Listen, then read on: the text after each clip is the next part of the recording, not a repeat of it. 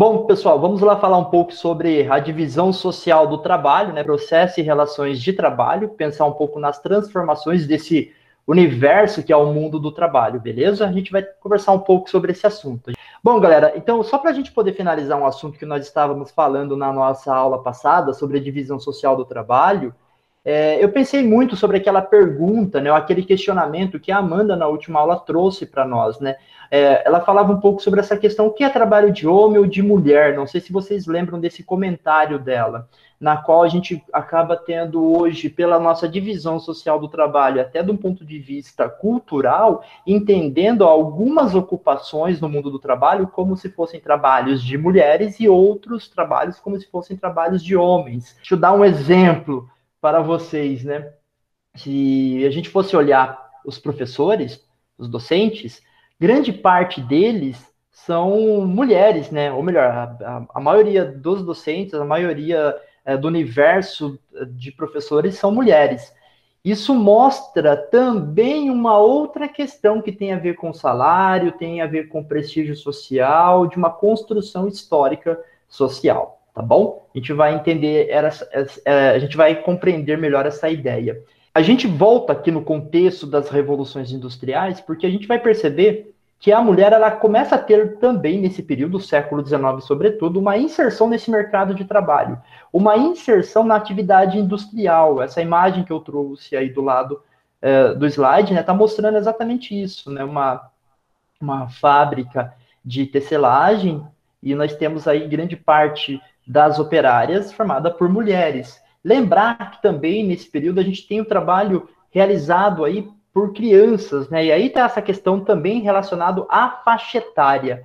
E se a gente pensar as crianças, né, nesse momento não havia aí uma legislação que a protegia ou que regulasse aí se ela iria entrar no mercado de trabalho ou não. De certa maneira, o que a gente acaba percebendo no século XVIII, século XIX, como a gente está iniciando um processo de mudança muito forte nos processos de transformação da sociedade capitalista em função da Revolução Industrial ou das revoluções industriais, a gente vai perceber, então, que agora, nesse novo ambiente urbano, as mulheres vão, para além de ocupar as tarefas domésticas, vão passar a trabalhar nas indústrias, né? Então, aquele trabalho, aquela transição do trabalho do campo, aquele trabalho artesão, vai sendo mudado para uma concepção mais moderna, né? Ou pelo menos mais urbana, na qual a inserção de crianças também nesse contexto. É comum, né, nesse período, ter vários acidentes com crianças que terem suas mãos pequenas, poderiam colocar numa máquina, né, para poder pegar uma peça ou algo para limpar. E, geralmente a máquina ali ligar e a criança perder um membro, alguma coisa assim. Só para dar um destaque, né, galera, quando a gente fala sobre o Dia Internacional da Mulher, ela tem uma origem operária em função aí de uma greve realizada por mulheres, beleza? Então, esse é um ponto se destacar, né, porque a gente sempre fala do Dia do Trabalho, do Dia Internacional das Mulheres, e tem a ver exatamente com essa questão da mulher, da participação da mulher no mercado de trabalho, essa transformação da sociedade. Hoje a gente tem também uma inserção do público, ou melhor, uma inserção da mulher no mercado de trabalho, e a gente vai perceber que a ocupação está muito direcionada na área de serviços, né? Então a gente consegue entender isso, seja no comércio, seja em outro tipo de atendimento ao público, a gente consegue verificar uma grande presença, né, da mulher no mercado de trabalho. Porém, a gente tem um outro debate, a gente vai deixar para um segundo momento, é pensar um pouco na questão salarial, é pensar um pouco na questão de ocupação, quando a gente fala sobre hierarquia, né, quem manda, e aí a gente vai perceber algumas nuances, né, que mostram ainda uma estrutura perversa, né, nesse sentido de ter um mercado ainda muito desigual. De qualquer maneira, há uma transformação, são transformações na sociedade que estão acontecendo, e a entrada da mulher no mercado de trabalho, como a gente já viu na própria aula de geografia, é um fato. Hoje a gente tem, na verdade, as mulheres ocupando posições que anteriormente elas não ocupavam, apesar de a gente ter muito que avançar. né? A gente tem bastante coisa para avançar ainda sobre esse assunto. De qualquer maneira, galera, a gente tem que pensar muito nessa quebra de estereótipos, né? O que eu quero dizer com isso?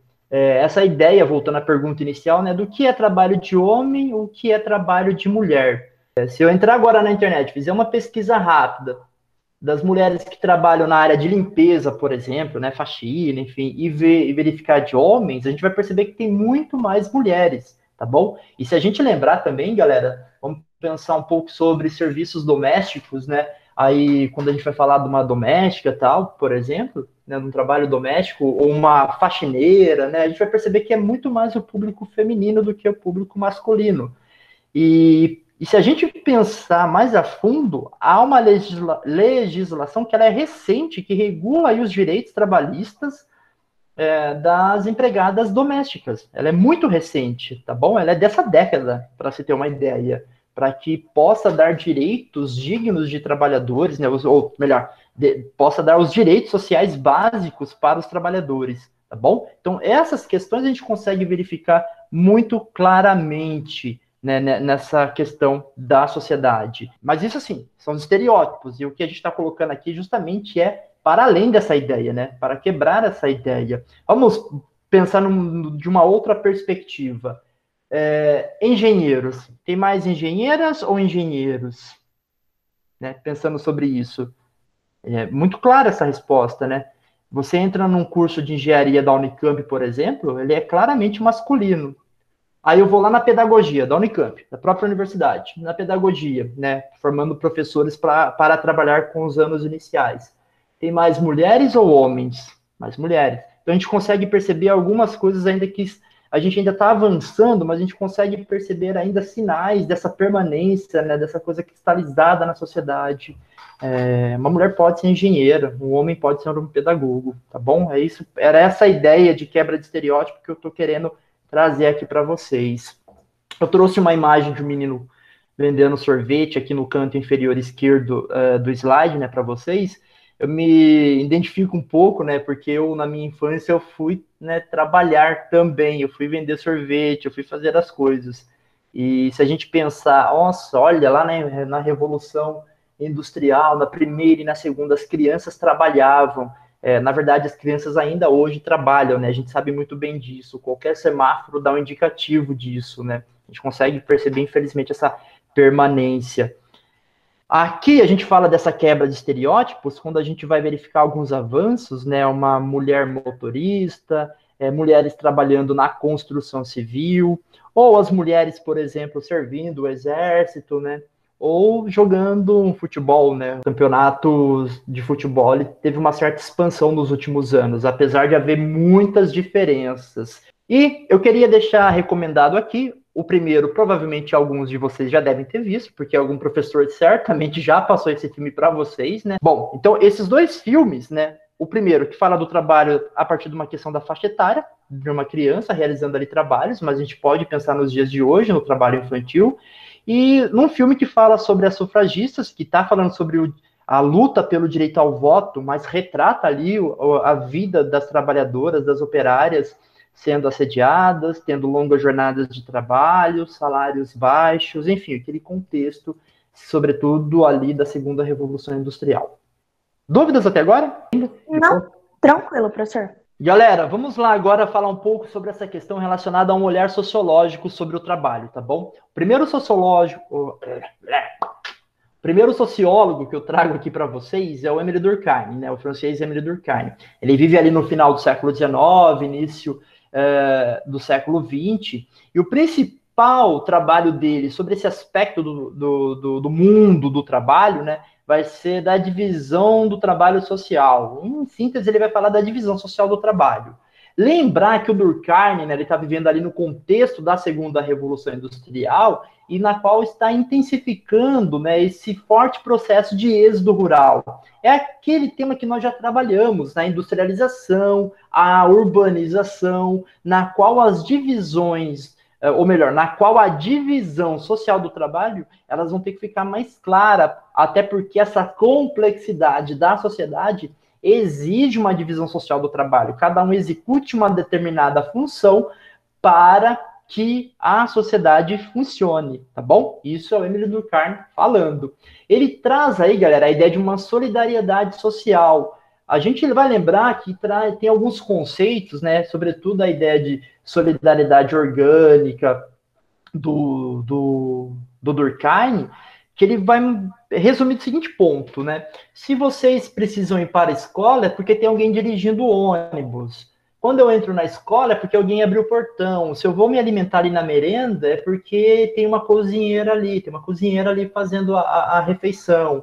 Se eu vou ter aula, é porque tem um professor ali que está dando aula. Ou seja, essa é a ideia da solidariedade que está presente na nossa sociedade, tá bom? Ela, na verdade, ela é composta de várias pequenas partes que se juntam num todo, né? Daí que ele vai chamar essa ideia dessa junção de coesão, responsável pela coesão, né? Cada um fazendo a sua parte, atende aí ao interesse comum dessa sociedade, em função dessa solidariedade social. E aí ele vai falar desse fenômeno moral que deriva da divisão do trabalho, né? Na qual, eu sou responsável pela sociedade funcionar. Eu tenho que fazer a minha parte, porque se eu não faço a minha parte, a sociedade não funciona. Se a gente perceber aqui, o Durkheim ele tem um olhar, claro, galera, um pouco diferente de outros sociólogos, tá bom? Ele nasce de uma sociologia clássica, na qual, de certa maneira, vai entender a sociologia como um papel de construir uma sociedade que possa enfrentar os desafios ali dessa questão da urbanização, da industrialização, dos problemas que vão aparecendo no ambiente urbano, né? Seja violência, seja moradia precária, pobreza. Então, ele vai tratar um pouco sobre esses assuntos, mas de um ponto de vista um tanto quanto mais conservador. Ele vai falar, então, que cada um tem um papel nessa sociedade, tá bom? E, claro, galera, isso vai variar de acordo com o tipo de organização social. Ele está olhando para a França. Se a gente pensar, no final do século XIX, nós ainda vivíamos a escravidão, né? Foi só terminar ali em 1888. Ele vai dizer o seguinte ponto, galera. A diferenciação social faz com que a unidade do organismo seja tanto maior quanto mais marcada a individualidade das partes. O que ele quer dizer com isso, galera? Ele vai tratar a sociedade como se fosse um organismo vivo, na qual cada um fazendo a sua parte chega em um todo. É essa a ideia, né? Cada um realizando ali na sua individualidade, sendo ou estando comprometido com tudo, com a coesão da qual ele falou anteriormente. É uma solidariedade ainda mais forte, funda-se agora na interdependência e na individuação dos membros que compõem a sociedade, né? Ou seja, cada um fazendo a sua parte. Em síntese é isso. Cada um fazendo a sua parte vai chegar a essa coesão da sociedade. Eu tenho outro sociólogo, que é o Max Weber. O Max Weber, ele vai falar do trabalho como uma atividade fundamental. O que ele quer dizer com isso, galera? Ele vai trazer ali também, né, no final do século XIX, início do século XX, perceba aí de certa forma que eles são sociólogos contemporâneos, porém com olhares diferentes, né? Eles estão vivendo ali, são sociólogos que estão vivendo no mesmo período, mas com alguns olhares diferentes. O Max Weber ele vai fazer um trabalho na qual ele vai olhar para os aspectos até, de certa maneira, culturais da nossa sociedade. Ele vai escrever um livro, que tem até na biblioteca da escola, chamado A Ética Protestante e o Espírito do Capitalismo. O que ele vai dizer? Ele vai voltar ali na Reforma Protestante, né, no século XVI, e vai mostrar como, na verdade, todo aquele ideário, né,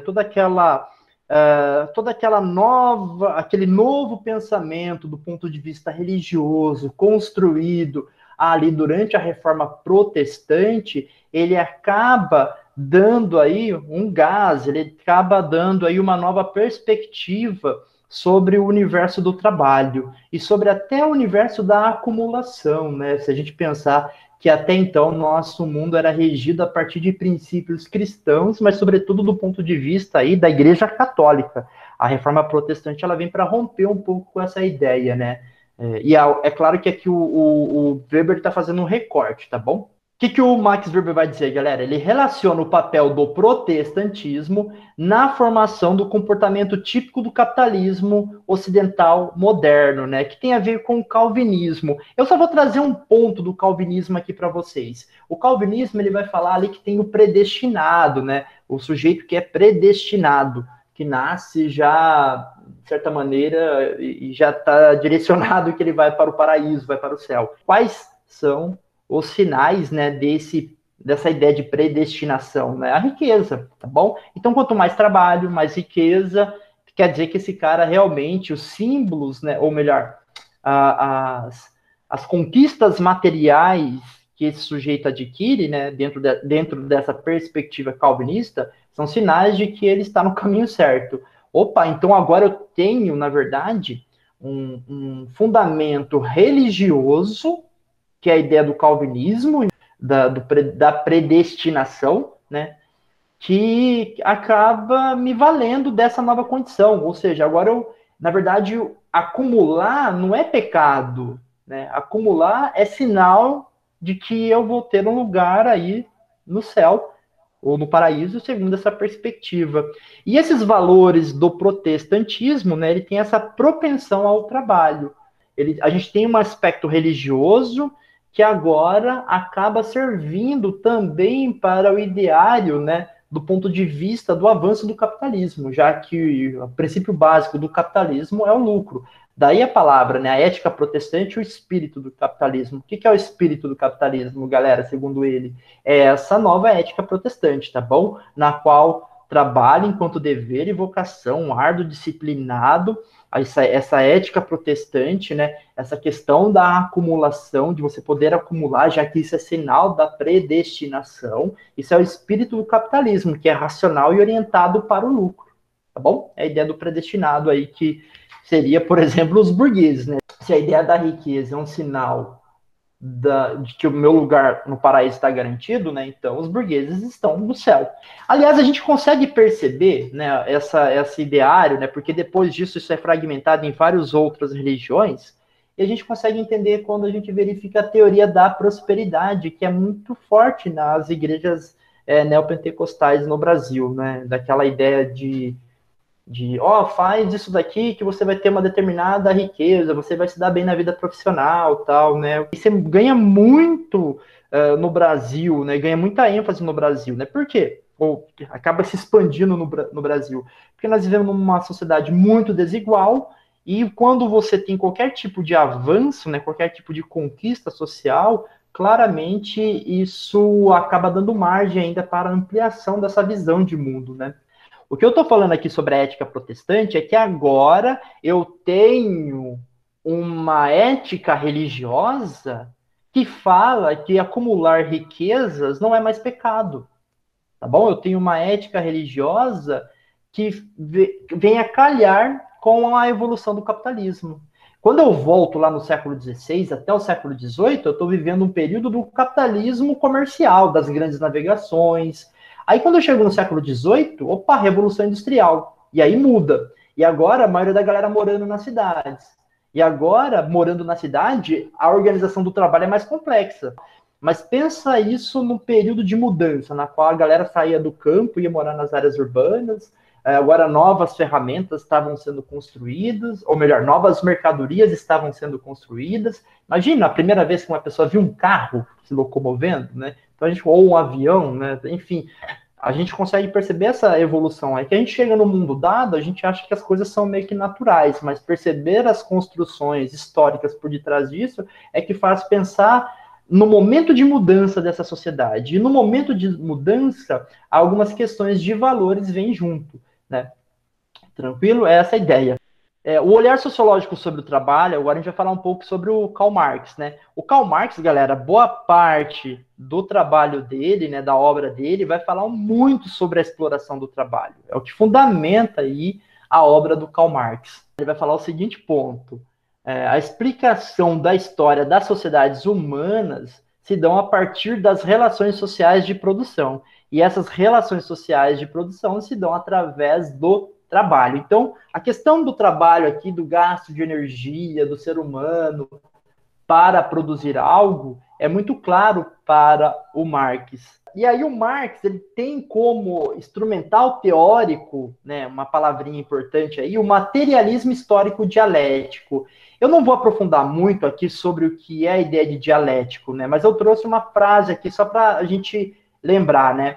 Dialética é o método de explicação da realidade que tem por base o princípio lógico da contradição, ou seja, a contraposição de ideias ou situações que levam a uma nova ideia ou situação.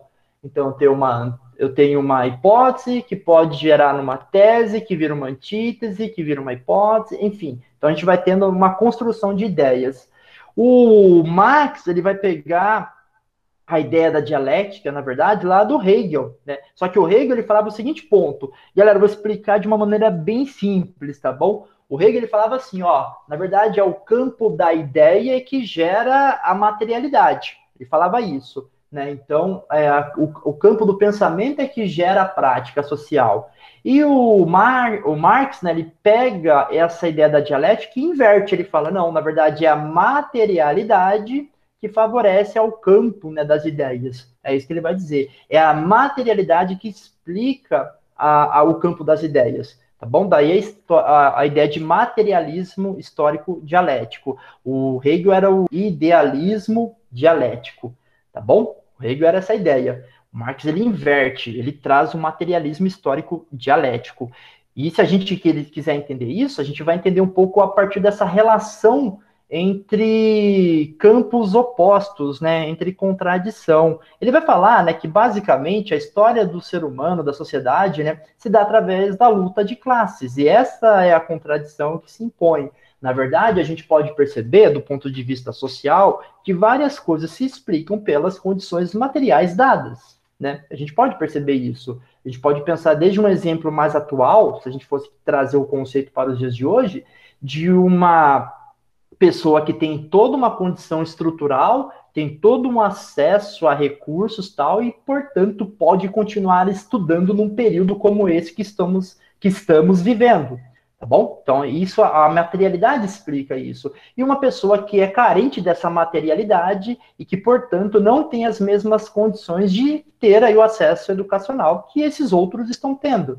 E isso mostra, na verdade, que vai gerar uma contradição, né? Essa contradição se explica aí através dessa desigualdade social. Não à toa que ele vai propor aí esse conceito de lutas de classes, né? O Marx, ele vai trazer essa ideia de classe social falando da burguesia, né, que são os detentores dos meios de produção. Não é só o dono da indústria, a gente pode pensar o dono do banco, o dono da mídia, enfim, o dono. E o proletário, que é aquele que foi desapropriado do seu trabalho, porque agora ele vende a força do seu trabalho, ele não é mais dono daquilo que ele produz, ele só é dono da força que executou a produção daquele item, então ele vende essa força de trabalho, tranquilo? E a gente vai acabar entendendo, né, que na verdade essa luta de classe, ela de certa maneira, segundo Marx, fazendo um retorno histórico, ela sempre se mostrou na sociedade, seja numa relação entre o escravo e o dono, seja numa relação entre o servo e o senhor feudal, no século XIX, início do XX, da burguesia e do proletariado. Aliás, é interessante, ele traz os outros conceitos aqui, galera, dentro dessa perspectiva, que o proletário, né, o proletariado, ele é a estrutura, é a que dá base, é a que dá sustentação para que a burguesia, essa superestrutura, tem aí as suas riquezas, né? E como é que essa burguesia tem essa riqueza, né? Como é que ela adquire essa riqueza? A gente começa a ter aí a construção desses conceitos-chave para essa ideia do trabalho, que é a ideia de alienação, que é a ideia de fetichismo da mercadoria e que é a ideia da mais-valia. A gente vai olhar cada uma dessas ideias agora. O primeiro conceito do Marx que a gente vai trabalhar é alienação. Então, alienação vem do latim, ela significa, nessa palavra, algo que se torna alheio, tá bom? Em resumo, seria isso. A gente tem aí 3 abordagens possíveis, porque vocês já viram essa palavra em algum momento. Do ponto de vista do direito, a gente pode pensar na propriedade. Quando eu falo que eu alienei algo, quer dizer, eu vendi algo, eu tornei algo alheio a mim, tá bom? Não pertence mais a mim, ficou fora. Essa é a ideia da palavra do ponto de vista do direito. Do ponto de vista da psicologia, seria alguém que está fora de si, né? uma pessoa alienada, tal, seria uma pessoa que está fora de si.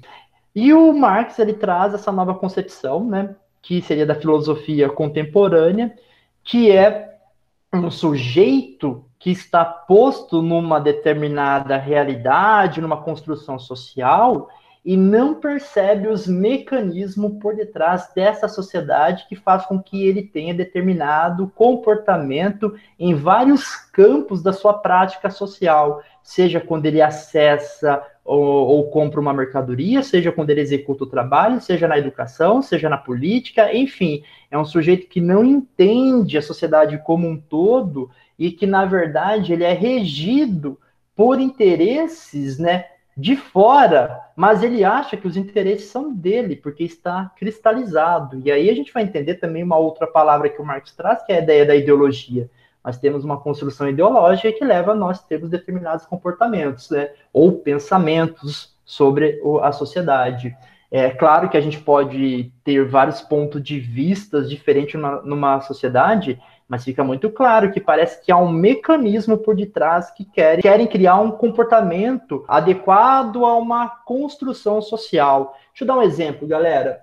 Redes sociais, se a gente fosse perceber essa ideia dessa filosofia contemporânea, eu posso ter duas maneiras de olhar as redes sociais, né? Do ponto de vista daquele entusiasta, né? Eu sou entusiasta das redes sociais, acho muito legal, ela aproxima, ela promove o contato entre as pessoas, isso é muito bom. Agora, qual que é o outro lado? Eu queria que vocês falassem. Qual que é o outro problema das redes sociais? Estereótipo que todos têm uma vida feliz. Em resumo, seria isso que a Letícia falou, né? Estereótipo de que todos têm uma vida feliz. De acordo com o que todos têm uma vida feliz? O que eu tenho que ter para ter uma vida feliz? Quando eu vou olhar uma imagem no Instagram, por exemplo, né? As imagens legais, né? Mais bonitas, o que vão ter mais curtidas e tal. É uma imagem de você numa praia, numa casa legal, que tem uma piscina, que tem não sei o que e tal. Quando você está na rede social, você curte alguma coisa, né? Ou você pesquisa alguma coisa tal, você começa a ser direcionado. Começa a aparecer postagem para vocês, começa a aparecer imagens, propagandas de um determinado segmento, aí, em função daquilo que você curtiu. Então, a gente consegue perceber esse interesse. Então, quando a gente vai identificando o mundo da forma como ele é organizado, as propagandas, eles, na verdade, não estão dissociados do mundo da produção. É isso que eu quero que vocês percebam. Ah, como assim, professor?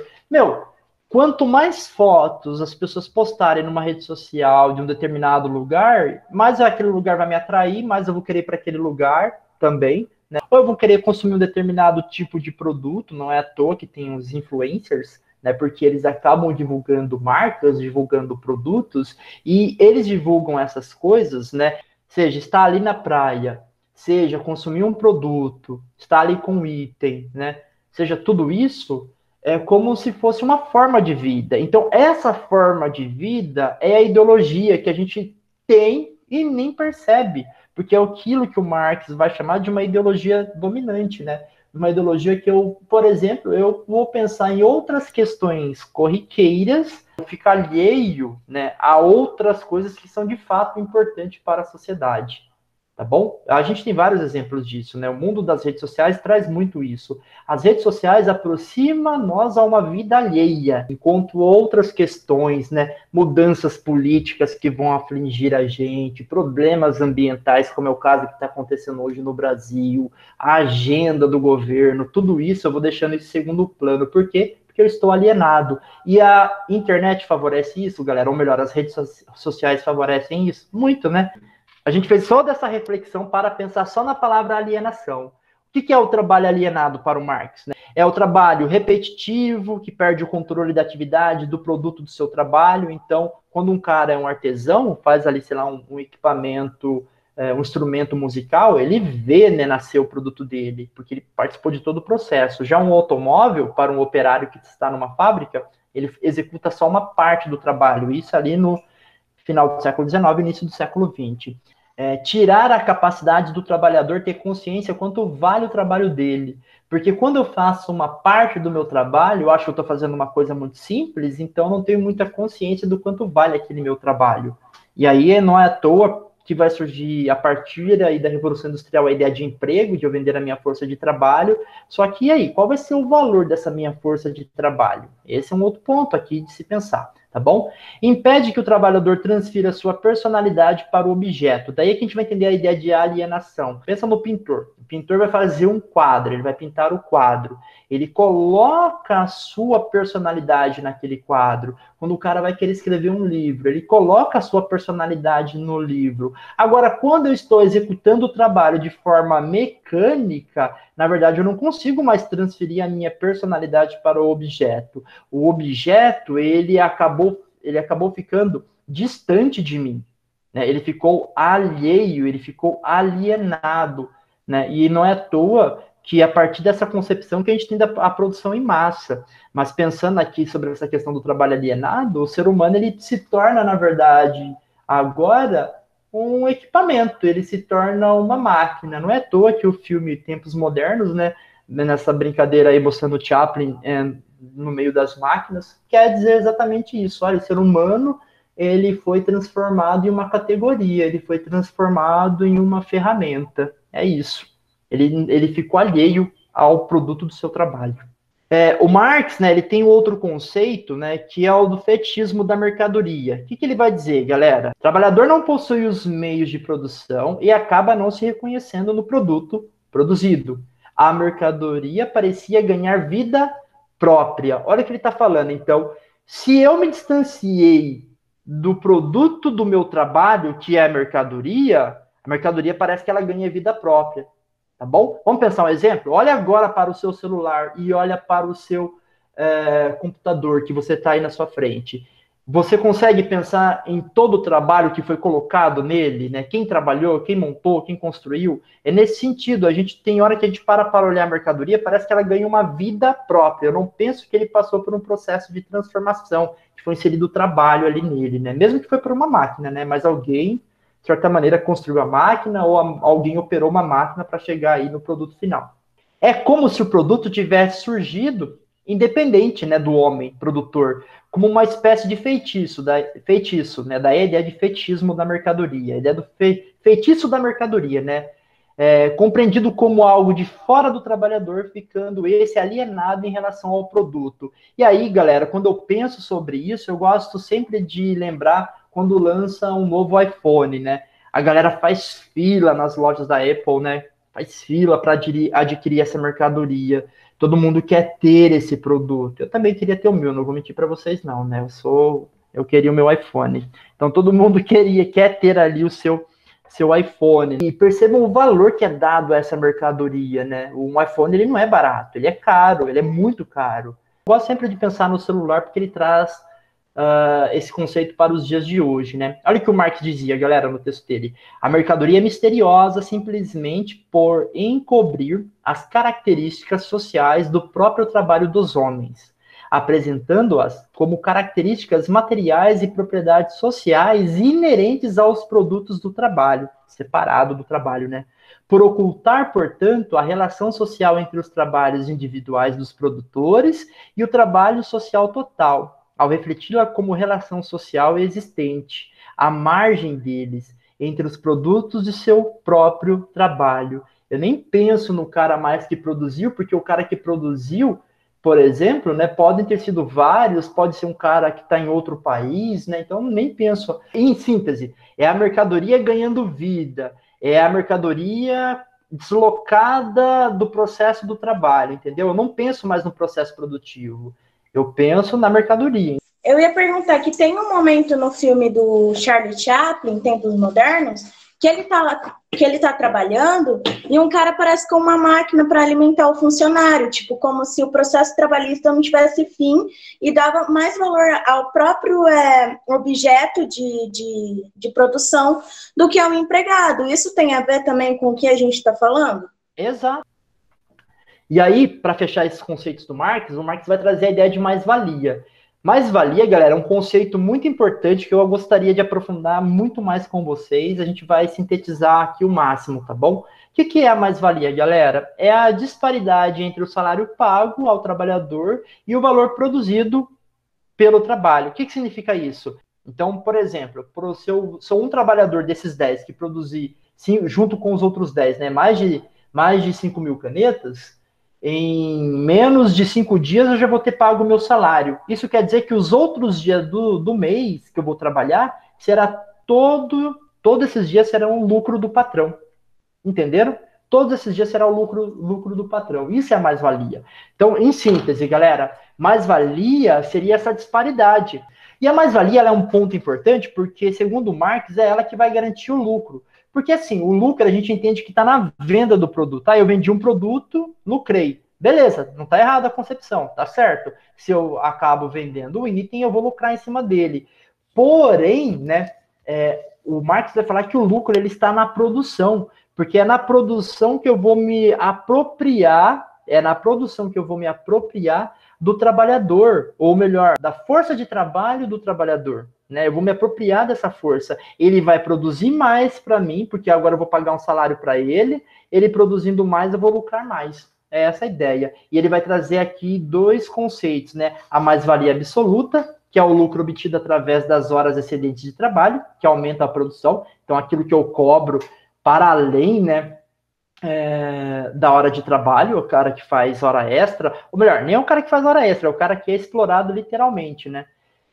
E aí a gente pode pensar um pouco nesses trabalhos por aplicativo hoje. E tem a mais-valia relativa, que é o lucro obtido através da incorporação da tecnologia e da produtividade, que também aumenta a produção sem exceder a carga horária. Então faz com que o cara produza mais, né? Intensifica ali a cobrança em cima dele para ele produzir mais num período mais curto. É a mais-valia relativa, tá bom? Aliás, tem aí as evoluções tecnológicas que possibilitam produzir mais em um tempo menor. Isso também gera mais-valia relativa. Então, quanto mais eu produzo, né, quanto mais há a produção de itens, o trabalhador ele vai ganhar em cima disso um determinado salário, o resto é tudo lucro do patrão. A mais-valia, então, é assim, o comprador da força de trabalho ou da capacidade de trabalho não se limita a usá-la somente durante o tempo necessário para repor a força, ou melhor, para repor o valor da força de trabalho, mas sim durante o tempo além dele. Quando o trabalhador produzir, então, o valor excedente, ou uma mais-valia, do qual o capitalista se apropria. O que eu quero dizer aqui, que o Marx está querendo trazer, galera, é que a riqueza do patrão se dá em função dessa exploração da mais-valia. É isso, em síntese. Meu povo, é isso a nossa aula de hoje, beleza? Acabamos por hoje.